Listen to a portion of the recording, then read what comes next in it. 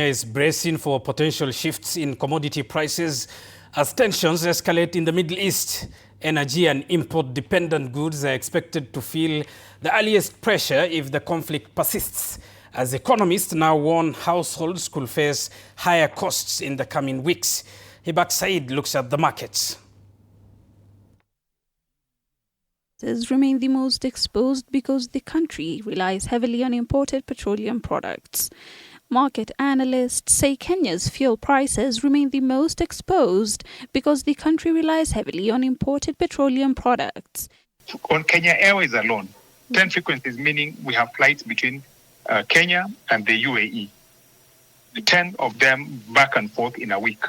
And there are over 60 other frequencies from Gulf carriers into Nairobi and back to the UAE. So that's a lot of movement back and forth between Kenya and the UAE.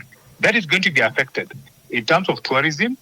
It's going to affect Kenya and both Kenya and the Middle East in terms of tourism, in terms of the things that are carried in the bellies of those aircraft. Because we have fresh fruit and veggies, we have chilled meats, we have cut flowers, we have seafood, we have tea and coffee, and these are carried on the bellies of passenger planes every day out of Jomo Kenyatta to the UAE. Any sustained disruption in Middle Eastern supply chains typically feeds into local pump prices and transport costs. Inflation-sensitive items such as food and manufactured goods could follow if global oil benchmarks stay elevated.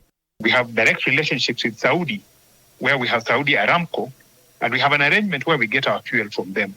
So that arrangement is definitely going to be affected. There'll be constraints because there's a narrow passage called the Straits of Hormuz, where this oil passes through. Iran has shown its full restrictions not to,